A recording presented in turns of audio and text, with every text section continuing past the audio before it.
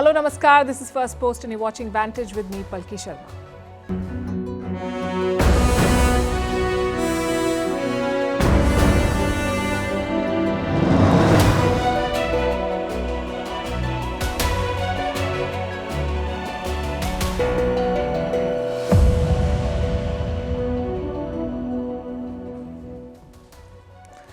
2 weeks since the war began, it's spreading in the region. American military assets are coming under attack. The US has shot down missiles and drones fired from Yemen. Meanwhile, Gaza continues to be pounded. The latest strike hit an old church, killing people seeking shelter there. And there's no sign of aid yet. As more Western leaders head to Israel to show support and make no meaningful difference, we look at how the space for diplomacy has shrunk and how defense stocks continue to rise. Two big wars have the global arms bazaar buzzing. In other news, Canada has pulled out 41 diplomats from India, but not without lashing out at New Delhi. As for Justin Trudeau, his rankings have tanked. Canadians want him to step down. India has refused to pay for Russian oil in the Chinese currency. China says it will boost ties with Pakistan, but wants security guarantees for its people. And Nawaz Sharif is set to return home in a few hours from now after 4 years in exile. We'll bring you all these stories and more. The headlines first. The Kremlin slams the US president, says his comments on Vladimir Putin are unacceptable. Joe Biden had compared Russia to Hamas and called Putin a tyrant. In the past, Biden has called Putin a pure thug and a murderous dictator. China escalates its tech war with the US and restricts export of graphite. Just days ago, the US had imposed more curbs on the sale of semiconductors to Chinese firms. Graphite is crucial for manufacturing batteries for electric vehicles, and China is the world's top producer of it. Pakistan's caretaker Prime Minister visits Xinjiang in China and offers prayers. It's a rare visit to the region by a leader of an Islamic nation. In Xinjiang, China has jailed over 1 million Uyghurs and other Muslim minorities, but Islamabad, of course, refuses to criticize Beijing. In the UK, a big setback to Prime Minister Rishi Sunak in by-elections. Keir Starmer's Labour Party wins 2 previously safe Conservative seats. General elections in the country are scheduled to be held in January 2025. The Labour Party looks on course to win power for the first time since 2010. US soldier Travis King charged with desertion. The 23-year-old had fled to North Korea in July. In September, Pyongyang had expelled him. King now faces a jail sentence of up to 5 years. And Italian Prime Minister Giorgia Meloni has split from her partner. It comes after her partner, a journalist, made several sexist comments. In September, he said women should avoid getting drunk if they did not want to be raped. The couple has a 7-year-old daughter.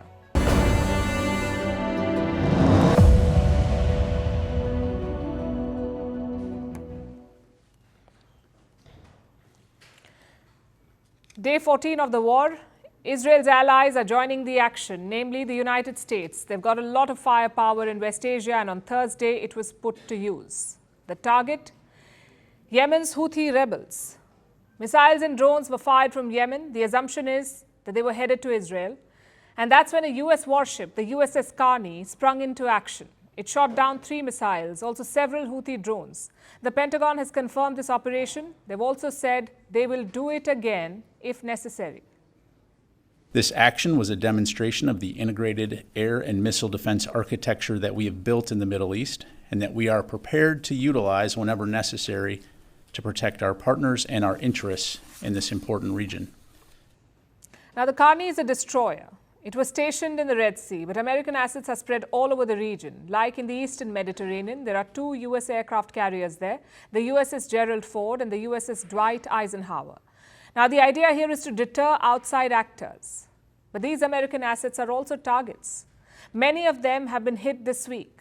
On Tuesday, Iraq's Al-Assad base was targeted by drones. The base hosts American soldiers and assets. The attacks caused minor injuries. The same day, there was another attack to the north on the Bashur Air Base. Again, drones were used, but no injuries. On Wednesday, US forces in Syria were attacked. 2 drones targeted at the Al-Tanf garrison. Both were destroyed. That same day, there were attack alerts in Iraq as well at the Al-Assad base. The US soldiers decided to take cover, but the attack never came. It did on Thursday, though. Drones and rockets hit the same military base. Reports say multiple blasts were heard inside. Rockets also hit US forces near Baghdad. Now that's a lot of attacks in 3 days. Who is behind them? Possibly Iranian proxies. Last week, they threatened to attack US assets in Iraq and Syria. Looks like they were serious about it. But these groups are playing a dangerous game. There are 2,500 American soldiers in Iraq, another 900 in Syria. The casualties so far have been negligible. But if there is a major attack, the US could get drawn in. And they have enough firepower to retaliate, to hit back hard. Whether that happens or not depends on many factors, and the biggest one of them is Israel's next move. A lot depends on that, what Israel decides to do next. Right now, Israel is striking Gaza non-stop. Even civilian sites and shelters are being targeted. The death toll has crossed 4,000. More than 1,500 of them are children. Violence has also spread to the West Bank. On Thursday, Israel conducted an airstrike there. Reports say 12 Palestinians were killed. Now, this is rare for Israel. They do deploy soldiers into the West Bank, but airstrikes are rare. So far, around 70 Palestinians have died in the West Bank, plus around 800 arrested. Things could get even worse if Israel invades Gaza. In fact, they are bracing for it. The Muslim world has united against Israel. There are street protests across Muslim capitals. So Israel has made a drastic move. They've decided to pull out diplomats. Israeli officials have started to leave Turkey. Reports say they are considering similar moves in other Western countries as well, West Asian countries. The problem seems to be security. Let's assume that Israel invades Gaza. Then the public anger would be much more. Israeli missions and diplomats would be prime targets, hence the withdrawal. Regional and world powers have already warned of this. They're expecting a wider war. As for the Gaza Strip, the risk of this crisis escalating into a regional conflict is quite serious. I have already mentioned that the United States vetoed a resolution that called for a stop to any hostilities and to begin to resolve humanitarian issues. And if this is so, then they will probably believe the conflict may grow. We hope to have better news, but honesty requires us to say that we fear for the worst. Everything indicates that the worst is yet to come. We are working with all our capabilities to prevent that. The worst is yet to come. For once, that's not fear-mongering. It's a fairly honest assessment. Take a look at these pictures. The Israeli army released them. They show airstrikes across the Israel-Lebanon border. That's the northern front. Things have been heating up there in the last few days, especially after the Gaza hospital attack. On Wednesday, Hezbollah struck targets on the Israeli side. Smoke was seen rising from the border hills. Of course, Israel struck back. They have stationed plenty of tanks and soldiers near the northern border. They're also evacuating people. The city of Kiryat Shimona has been struck by Hezbollah rockets. So it's 20,000 residents have now been asked to leave. There is a no-go zone near the border. It's around 2 kilometers wide. So Israel is bracing for an escalation in the north, a possible attack by the Iran-backed Hezbollah. However, their main focus is down south, that is the Gaza Strip. Both Prime Minister Benjamin Netanyahu and his defense minister visited the front lines. They interacted with IDF soldiers, and both men had the same indirect message: get ready for the ground invasion. אני פה עם הלוחמים של גולני, הם באים מכל חלקי הארץ, הם לחמו כמו אריות, אם ילחמו כמו אריות, אתם מוכנים להמשך? כן! אנחנו הולכים לנצח בכל העוצמה, אתם מוכנים? כן! כל עם ישראל עומד מאחוריכם, ואנחנו ניתן את המכה הקשה לאויבים שלנו, כדי שנשיג ניצחון לניצחון. מוכנים? כן! אנחנו בוטחים בכם וסומכים עליכם. תמשיכו להתאמן, כל עוד יש זמן, תתארגנו, תהיו מוכנים. הפקודה תגיע. תודה רבה חבר'ה, סומכים עליכם, בהצלחה, ואנחנו עוד ניפגש, ומי שרואה עכשיו את עזה מרחוק, יראה אותה מבפנים. אני מבטיח לכם. בהצלחה. Now to sum up, airstrikes continue in Gaza. Anger is growing in the Muslim world. Protests are escalating in the West Bank. Attacks are more frequent at the Lebanon-Israel border. And US military assets are being targeted. It's like a non-stop journey to all-out war. There are exit ramps all over. The question is, our leaders looking for an exit.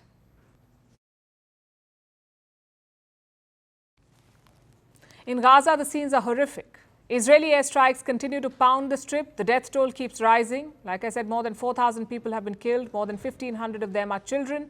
And this number is likely to rise as Israel intensifies its offensive. Last night, an Israeli airstrike hit a Greek Orthodox church, the St. Porphyrius Church in Gaza. It is the oldest church in the Gaza Strip, and it was housing Palestinian Christians. Initial reports suggest 18 of them have been killed in the strike. They came here to escape the airstrikes and the destruction. They thought they were safe here. The destruction followed them.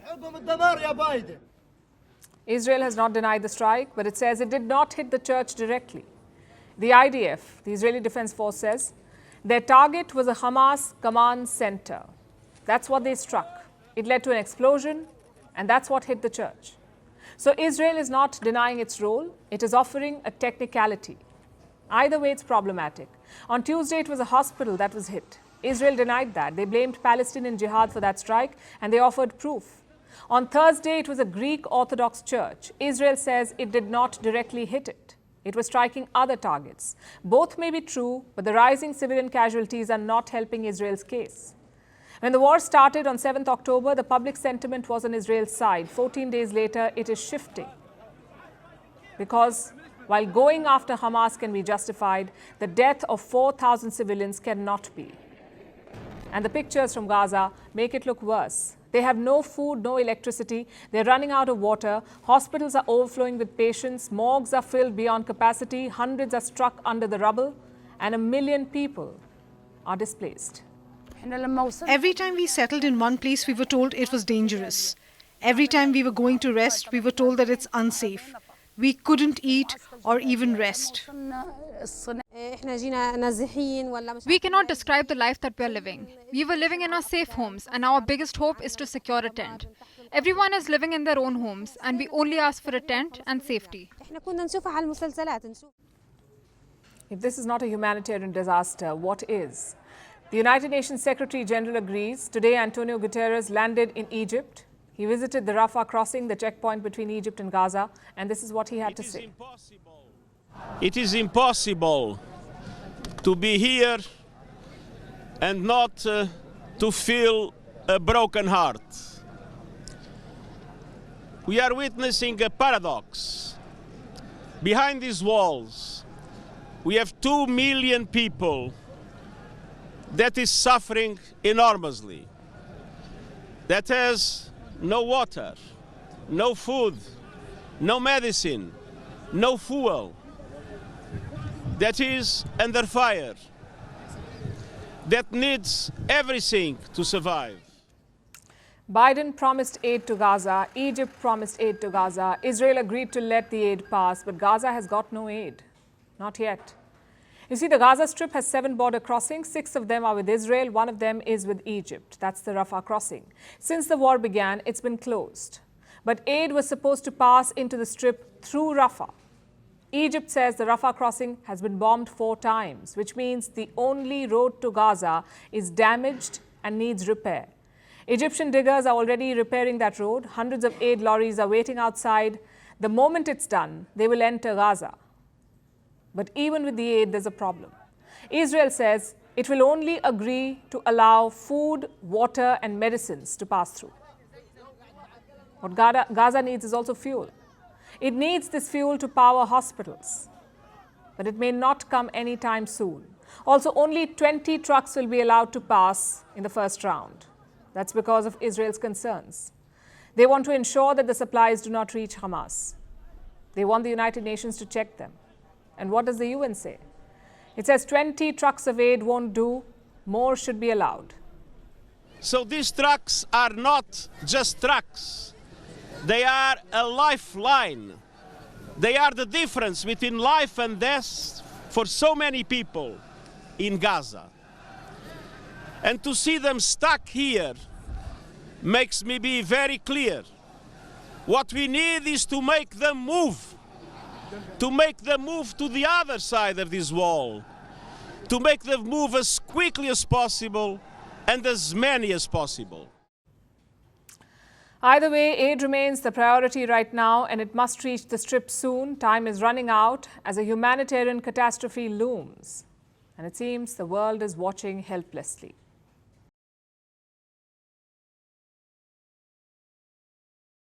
As all this tragedy unfolds, we ask, what are world leaders doing? Since the October 7th attack, you've seen a flurry of activity, leaders making calls, flying all over the world, Western leaders going to Israel, one after the other. German Chancellor Olaf Scholz, UK Prime Minister Rishi Sunak, and of course US President Joe Biden, all of them went to Israel and met with Netanyahu. Next in line is the French president. Reports say Emmanuel Macron too plans to go to Israel. It's a diplomatic carnival. But what has it achieved? It's all well and good to show solidarity, but what about actual solutions? Biden returned to the US after a trip that had to be cut short. Initially, he was supposed to meet both Netanyahu and Arab leaders, Palestinian President Mahmoud Abbas, Egyptian President Abdel Fattah el-Sisi, and Jordan's King Abdullah II. But he couldn't. All of these meetings were called off. In the face of this tragedy that occurred tonight, and in order to protect our people, I have decided to cut short my visit and return to my homeland to be among my people in this great ordeal. I have also agreed with our brothers in Jordan and Egypt to cancel the scheduled summit in Amman today with US President Joe Biden. Numerous international decisions have been taken to protect our people, but they have not been implemented because America does not want to enforce them. Abbas was talking about the blast at the Al-Ahli hospital in Gaza. That attack scuppered any chances of talks. No Arab leader would be caught dead talking to Biden after that. So the US president had to go home. And he made it worse by the clumsy statements that he made last night. Listen to this. Hamas and Putin represent different threats, but they share this in common. They both want to completely annihilate a neighboring democracy, completely annihilate it. Hamas' stated purpose for existing is the destruction of the state of Israel and the murder of Jewish people. Hamas does not represent the Palestinian people. Hamas uses Palestinian civilians as human shields, and innocent Palestinian families are suffering greatly because of them.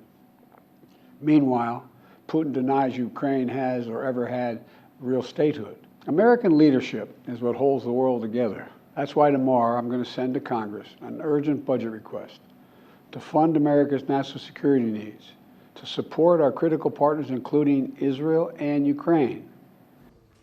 Biden compared what's happening in Israel to Russia and Ukraine. This was his way of asking for about $100 billion from the US Congress. $100 billion for security, he says. But let's look at what's actually going to happen. That colossal amount, if he gets it, is going to be spent on war machines. The US is going to keep villainizing Russia, refusing to work with Moscow even for common interests, like protecting the Palestinians. All this money is going to go into conflict, not peace, not diplomacy, but in weapons. So what has Biden's trip to Israel really achieved? Not de-escalation, not diffusing the threat of a wider conflict, not even aid yet. And now the UK Prime Minister Rishi Sunak is trying his luck. He's meeting the Egyptian president today, Abdel Fattah el-Sisi. This is to figure out a way to get aid going from Egypt into Gaza. Biden said that he held talks about that and that aid delivery was supposed to start today. But perhaps Sunak needs to give it one more push. Now, we'd like to believe that it's all a noble effort, but honestly, it also reeks of opportunism. Our Western leaders playing to domestic galleries, pretending to be strongmen on the front lines, but unable to deliver more than a few trucks full of food. They'll spend public funds on arms packages, but they won't sit at the table to find a long-term solution, like with the United Nations yesterday. Where is the room for diplomacy? We are steadily heading back to a world of might makes right.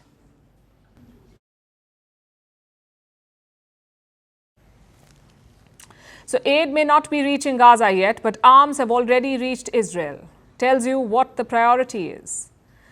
And this is not just about the Israel-Hamas war. It happens with every war. The moment a conflict breaks out, arms sales shoot up.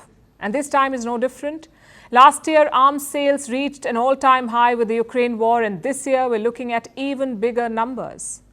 If there is any business that is booming during this war, it is the sale of weapons, and the biggest beneficiaries are the US defense suppliers. Here's a report. Who benefits from a war? It sounds like a paradox. How can someone benefit from a war? There's killing, there's suffering, there's widespread destruction. And who would benefit from that? Well, someone does. And that someone is the defense industry. Wars can lead to an increase in defense spending. The more prolonged and intense the conflict, the greater the demand. A government that's fighting a war will obviously spend more money. So nations invest heavily in technology, in weaponry, and in infrastructure. This heightened demand helps defense companies across the globe, meaning that their profits soar. Last year, worldwide military spending hit $2.1 trillion. That's over 2% of the world's GDP. Europe has ramped up military spending. It's the highest the continent is spending since the Cold War. Asian nations have also bumped up spending. The defense budgets of Japan and Korea grew by 7% in 2022. India's defense budget was $81.4 billion in 2022, a rise of 6% from 2021.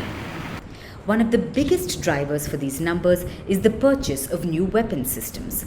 As of last year, the US controls 45% of the world's weapons exports. That's 5 times more than any other nation, and it's also gone up over 30% since 2010. So for US defense suppliers, it's profit, profit, and more profit. I'm talking about the likes of Northrop Grumman, General Dynamics, and Lockheed Martin. Their sales are soaring, their companies are growing, and their stocks are rallying.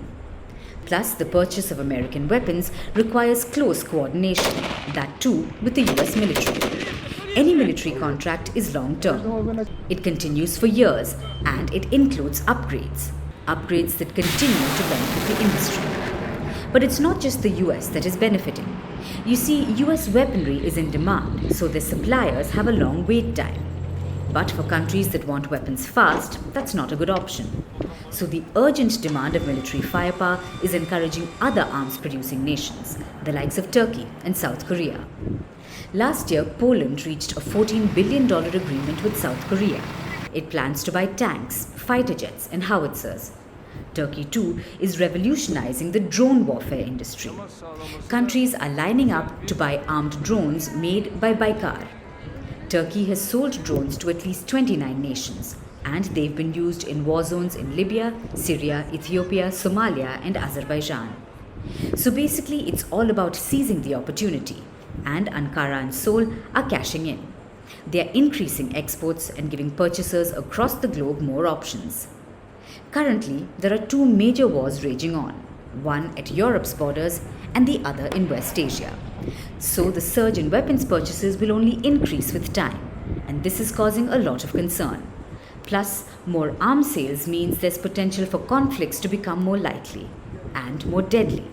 And there's only one industry that will continue to benefit from it. This is one of the harshest realities of conflict. For some people, wars cost lives, and for others, they drive value.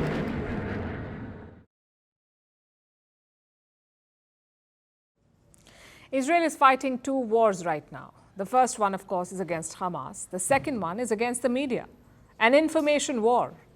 It has accused some news organizations of broadcasting propaganda and passing sensitive information to Israel's enemies. These claims have not been proven yet. Regardless, Israel wants to stay ahead of the curve. It has approved new regulations. They allow foreign news channels in Israel to be shut down temporarily during states of emergency. And that's not all. Israel has turned its soldiers into social media influencers. They're on the front lines, posting content on X, TikTok, YouTube, you name it, and driving public perception in this war. Our next report tells you more. Islamic Jihad bombed a hospital in Gaza. The whole world immediately assumed it was an Israeli strike. No fact-checking, no making sure, no filtering information. Hamas set up a trap, and the international media fell for it. Instead of verifying the information, the media keeps publishing fake news. What you just saw is a video posted on X, formerly known as Twitter, by the Israel Defense Forces. It shows a member of the Israeli army talking about the explosion and fire at the Al Ahli Arab Hospital in Gaza this week. claiming that the media organizations reported on the incident without fact-checking or filtering information. Here's what the video got right. Some news organizations did get facts wrong. They did blame Israel for the attack without proof. Like the New York Times, it now avoids Israeli involvement. The platform drew online flack over its bias. And hell hath no fury like the IDF scorned. So now it's taking matters into its own hands. Since the war began, Israel has wanted to shut down offices of Qatari news company Al Jazeera, claiming that it broadcasts propaganda and passes sensitive information to Israel's enemies. None of these claims have been proven yet. But Israel has passed new regulations that could close Al Jazeera's doors in the nation. The regulations allow foreign news channels in Israel to be shut down temporarily during a state of emergency like this one. It's clear that Israel is serious about this misinformation war. It's staying on top of media matters that shape public opinion. This tactic is almost as old as war itself. Governments have often used media or social media to win the information war. We've seen it in the war in Ukraine as well, where fake social media accounts, forged documents, and manipulated videos have flooded the internet. That's because media has the power to alter the perception, if not the path, of wars. The Vietnam War was described as the first television war. Thanks to TV, everyone had an opinion on the war. In fact, one of its many myths is that the war was lost by hostile American press coverage. In 1968, one of the most trustworthy news voices at the time, CBS anchor Walter Cronkite, told his audience that the war could not be won. His judgment resonated with millions, even with the then President Lyndon Johnson. A few weeks later, he announced that he would not seek re-election. It was a news coverage, the opinion of an anchor, that greatly contributed to shifting public opinion about a war. And now, Israel is using social media to present its side in this war. We showed you this video. It doesn't just blame the media, but blames the hospital explosion on the Palestinian Islamic Jihad. Islamic Jihad bombed a hospital in Gaza. That hasn't been conclusively proven, but this IDF video tries to sway public perception in Israel's favor. And this isn't an isolated case. Across social media channels, the IDF has been posting similar content, with military officers turning into influencers. They bust fake news, or so they claim. They draw a personal connect to drive home a message. I am speaking to you as an Arab woman to Arab people, as an Arab Israeli officer in the IDF. They even get creative. Since the war began, Israel has run about 30 ads to frame its narrative. And they have been viewed over 4 million times on X. The point is, wars are now fought not just on the battlefield, but also on the airwaves. The choice of language, images, and headlines all matter. As the fog of war covers the media landscape, the onus is on the messenger to not mislead.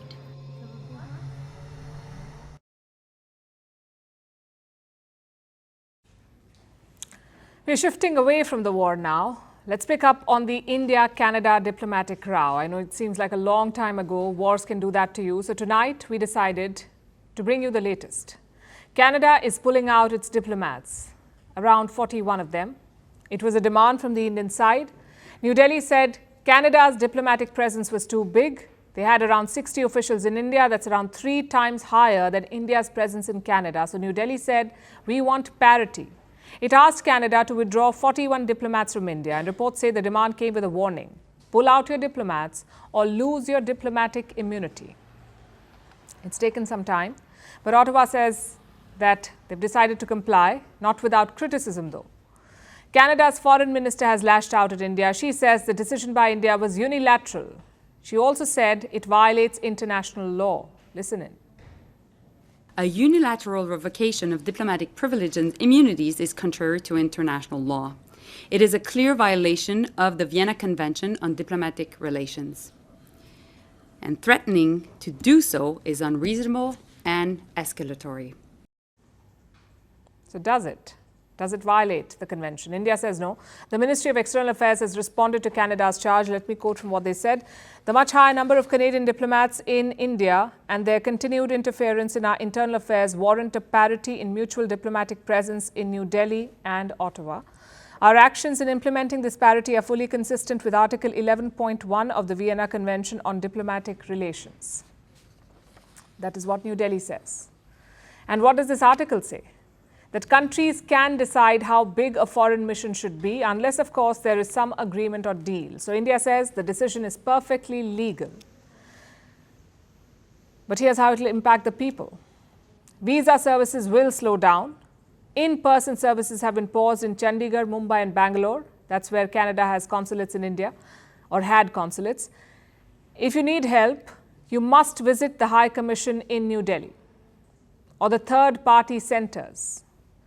We could be looking at a huge backlog here. Reports say up to 17,500 applications could be affected by December, so plan accordingly. Canada too will be affected by all of this. Indians make up the largest chunk of students and permanent residents in Canada. They bring in a lot of money. So this decision will hurt both sides. Now, I know we haven't covered this story in a long time, but that does not mean that things have cooled down. In fact, Justin Trudeau has been busy behind the scenes. On October 8th, he dialed the UAE president and the Jordanian king. This was hours after the Hamas attack on Israel. And what did Trudeau discuss? Among other things, India. He spoke to the UAE and Jordan about India's role in Hardeep Nijjar's killing. Talk about a diplomatic masterstroke. The entire region was plunging into war, and Trudeau thought now is the time to talk about India. Such blunders are backfiring on him. A new poll says most Canadians want him out, around 57% to be precise. They want him to step down. They're asking Justin Trudeau to go. And it's not just because of India. Trudeau's tenure has been far from impressive. Interest rates are at a 22-year high. There's a crisis in the housing market. And what does Justin Trudeau do? Pick a fight with the fifth largest economy in the world, and that too without proof. Because remember, it's been a month since Trudeau accused India of murder. Still, there is no evidence. His best bet was rallying Canada's allies in the West. But looking at the current global situation, that's tough. Just think about it. A full-blown West Asian war on one side and the case of a separatist's murder on the other. Which one will world leaders address first? Obviously, the war. Nonetheless, Canada is not giving up. Their foreign minister statements indicate that. She was very combative today. But India seems to have moved on. Yesterday, the Foreign Ministry of India held its weekly press briefing. Palestine was discussed. China was discussed. So was the Maldives and Qatar. But guess what was not? Canada. Now, India's tough policies extend to Russia as well. We've been buying a lot of Russian oil since the last year. Paying for them has become a challenge now. Let me explain. Russia wants India to pay in the yuan, the Chinese currency. But New Delhi has a policy against that. The Finance Ministry of India has cautioned against using the yuan. Despite that, some transactions were made. Even state-owned Indian Oil paid Russia in the yuan. But not anymore. The government has put its foot down. It has reportedly told refiners, don't pay in Chinese currency. Not all refiners, though. Only the state-owned ones have been told this. The private refiners are free to make their choice. The government will neither stop them nor help them. Now, to give you some context, around 70% of India's refiners are state-owned. So a government diktat is crucial. Let's break down what this issue is all about. We're looking at 5 questions here. Number 1, how does India usually pay Russia? It's a cocktail of currencies. Some UAE dirhams, some US dollars, and some Indian rupees. The idea here is to sidestep the G7 cap. The G7 allows Russian oil purchases up to $60, meaning $60 per barrel. That's what you can pay. But what's the rate right now? More than $80. So the difference is paid in other currencies, like rupees and dirhams. Just one problem, though. Russia has too many Indian rupees with it, billions of rupees that Moscow cannot use. Which brings us to question number 2. Why does Russia want the yuan? Because they use a lot of it. Russia's imports from China are up 12.8%. They're worth around $76 billion. So having more yuan helps Russia. They can use it to buy goods from China. In fact, the yuan is now the most traded currency in Russia. It beat the US dollar this year. Question number 3. Why is India resisting the yuan? Well, the reason is obvious. India and China are engaged in a border standoff. Beijing is claiming land that belongs to New Delhi. In August this year, they released a new map. It claimed the Indian state of Arunachal Pradesh. So why should India use the yuan? Why should India help internationalize the Chinese currency? That seems to be the government's argument. Now, question number 4. How will this affect India's oil trade? Well, so far the supply is fine, but reports say around 7 cargoes have been delayed. They cannot decide on the payment. If such issues persist, it could be a worry. And I'll tell you why. Russia is now India's largest oil supplier. Our total oil bill is around $11 billion. And out of this, $4 billion is from Russia. So a solution has to be found. And one option is diversification. Or in this case, going back to the old status quo. India's petroleum minister spoke about this. Let me quote from what he said. Our dependence on Russian oil is going to decrease sharply. The cost viability from the Gulf is much more attractive now. Now, just to clarify, this statement was made last month before the war between Israel and Hamas. Nonetheless, you get the thought process. You cannot depend on one source for 50% of your oil, even if it's a friend like Russia. And finally, question number 5. What does China make of this decision? Well, Beijing has not reacted officially, but their faithful state media has. This is what they've said. The Indian government's decision is an ill-advised move, as it will push up costs and hamper normal operations. What a surprise. China thinks India is wrong. Of course they do. Beijing would love for India to start using the yuan. We are talking about one of the biggest importers in the world. Our total import bill, India's total import bill, is close to $900 billion. So if India uses the yuan, it's a boost for China, which is why the government is pushing back. But simply shunning the yuan is not enough. It's important to address the root problem here. Why does Russia want the yuan, but not the rupee? Because there is not much to buy from India. If India wants to internationalize the rupee, that must change. India will have to drastically improve its exports. Only then will the rupee become desirable. Now let's turn our attention to China, where the Belt and Road Forum is taking place. It's a gala that keeps getting less glorious with each edition. About 145 countries have taken part in China's Belt and Road Initiative. But not too many top leaders showed up for this 3rd edition of the forum, despite it being a landmark for the BRI. It has hit the 10-year mark. 10 years of China investing in other countries, or rather 10 years of China making them rack up their debt. China in general, and the Belt and Road Initiative in particular, is known as a debt trap. Country after country has been left at the mercy of Beijing's bankers. Some nations have managed to keep their heads above water, and some, like Sri Lanka, have had a full-blown financial meltdown. In fact, Sri Lanka's situation is the perfect case study. It built expensive projects it did not need, with money it did not have.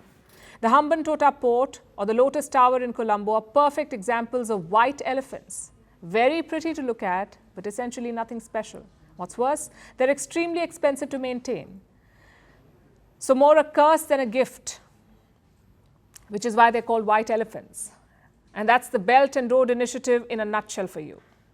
Beijing touts it as the world's most ambitious trade project, but the debt it generates has brought many a government to their knees.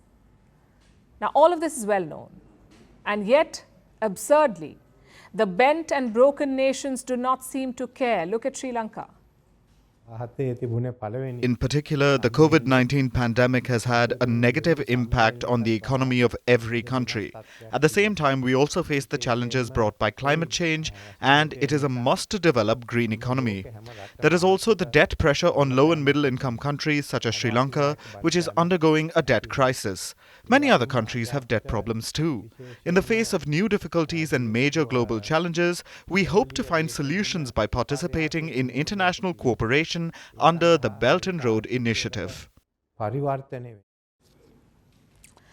what Sri Lankan President Ranil Wickremesinghe said a few days ago. He blamed the pandemic and climate change. But he was all praises for the BRI, insisting that it had brought benefits. The Belt and Road Initiative proposed by China has sparked discussions. For example, the Hambantota International Port project in Sri Lanka has provoked criticism. However, we are very satisfied with the current cooperation and we will continue to advance relevant projects. Why the effusive praise? Could it have something to do with this? Just days before the forum, China agreed to restructure Sri Lanka's debt. Beijing is Colombo's biggest creditor. It held out on restructuring for months after Sri Lanka's meltdown, and finally it agreed only in time for this forum.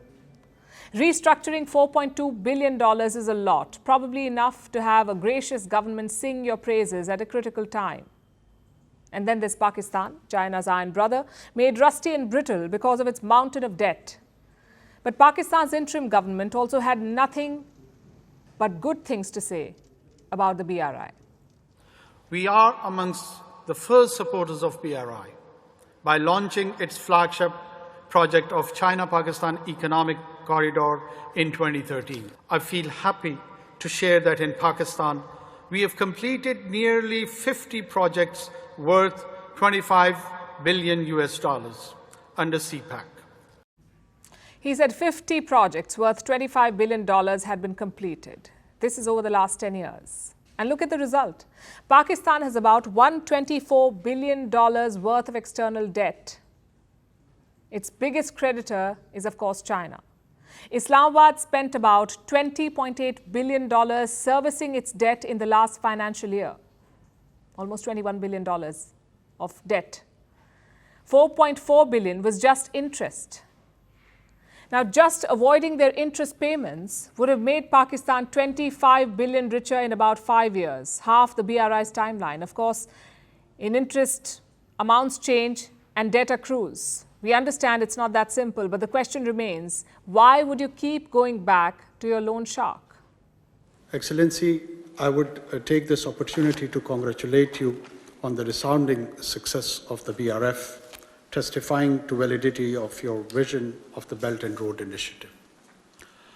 Your speech yesterday at the opening ceremony was profound, deep, visionary, and it offered a lot of opportunity for the countries like Pakistan. So it is the moment for Pakistan to come and seize it. And we will take that message back home of your inspiration and your leadership. We were the first and foremost to be trusted, and we are the one who trust you utmost. They're all smiles, but it's a vicious cycle. Pakistan needs new loans to pay off its old ones. China is one of the only nations willing to lend more money to Pakistan at worse rates, of course.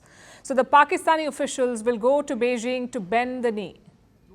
They will agree to China's every demand, like the latest one, where Beijing insists on security for its citizens. The Chinese citizens working on the BRI, Beijing wants assurances of their safety. Islamabad has said it will spare no effort to ensure that, which of course it should. But more than that, Pakistan also needs to get out of this crippling partnership, because sooner or later the chickens will come home to roost.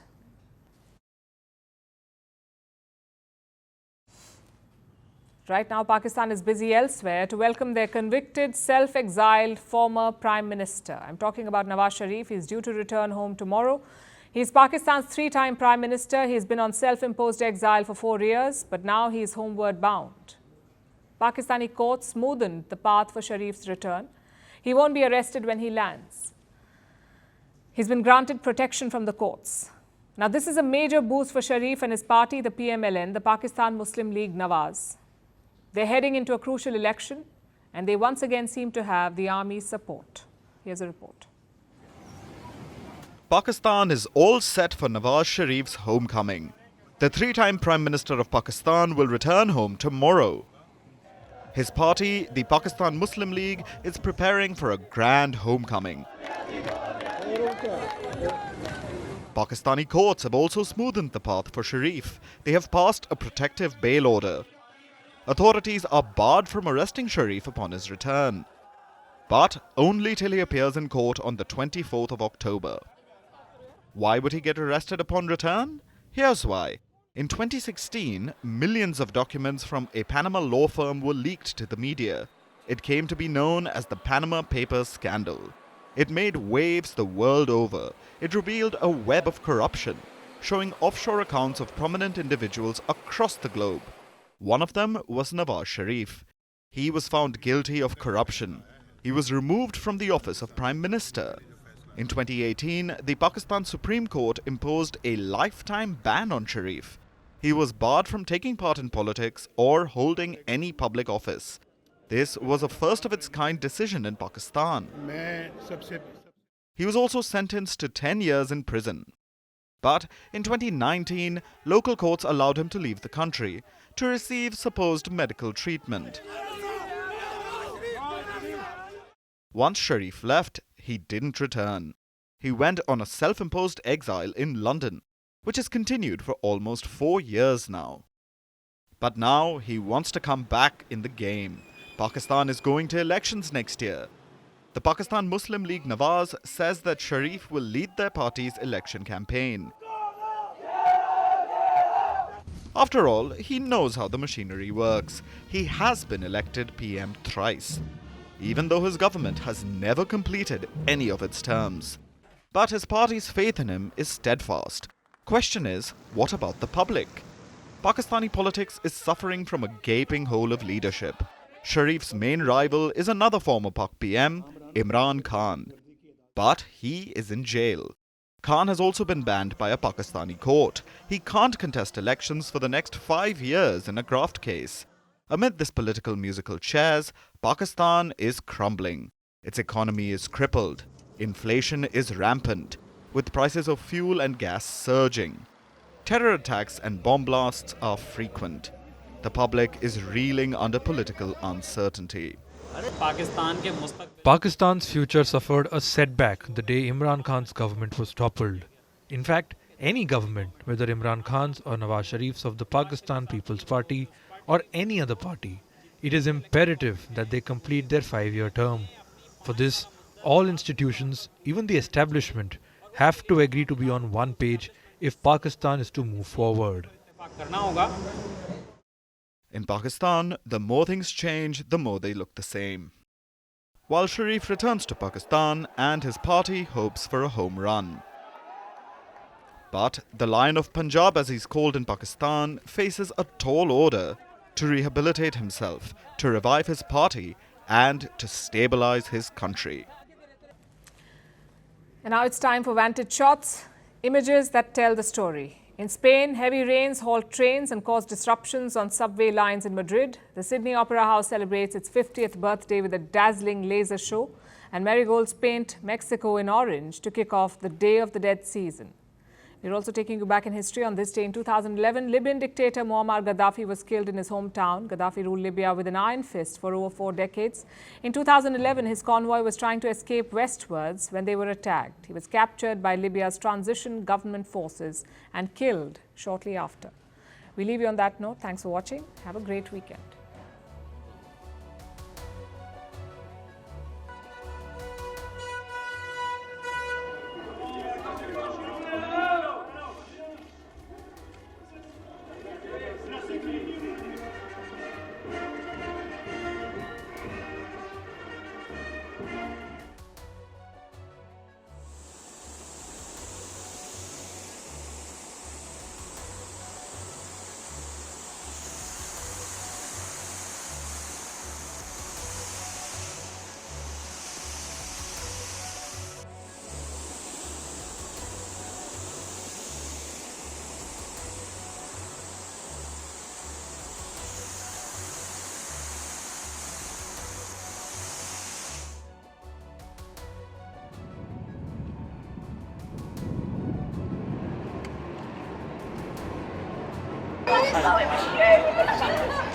It's